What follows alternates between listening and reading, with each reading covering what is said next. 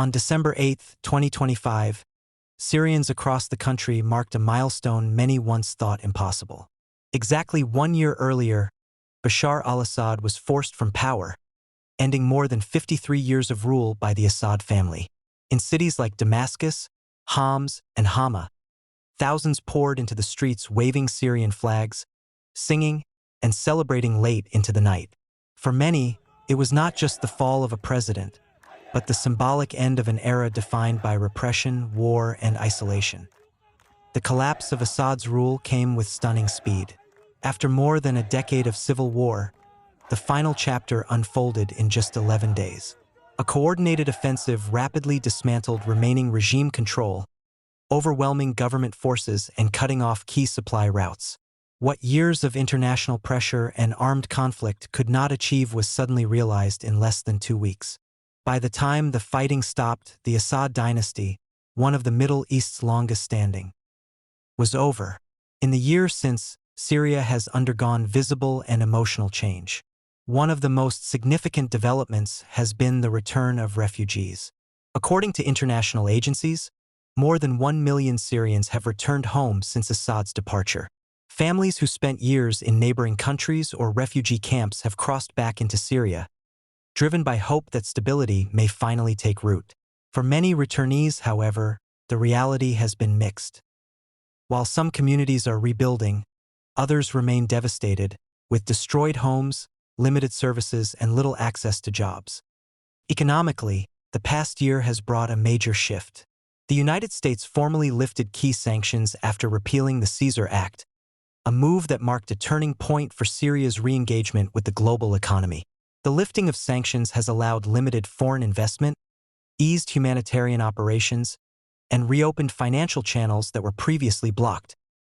Supporters argue the decision is essential for recovery, while critics warn that economic relief must be paired with accountability and reform. Despite renewed optimism, Syria continues to face serious challenges. Sectarian tensions remain unresolved, particularly in areas that experienced intense fighting during the war. One of the deadliest ongoing threats comes from landmines and unexploded ordnance left behind across former front lines. Over the past year alone, at least 590 people have been killed by landmine explosions, including 167 children.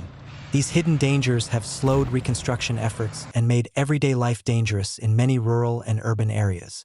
Politically, the transition remains fragile. Syria is now led by transitional President Ahmed al-Sharaa, whose government faces the immense task of rebuilding state institutions while maintaining security. His administration has pledged to oversee a transition toward elections, protect minority communities, and establish mechanisms for transitional justice. Human rights groups continue to monitor these efforts closely, warning that failure to address past abuses could undermine long-term stability. International engagement has increased cautiously. France and Germany have reopened diplomatic channels and pledged support for reconstruction and governance reforms. The United Nations has expanded its involvement, focusing on humanitarian aid, mine clearance, and institutional rebuilding. However, foreign governments remain divided over how quickly Syria should be fully reintegrated into the international system.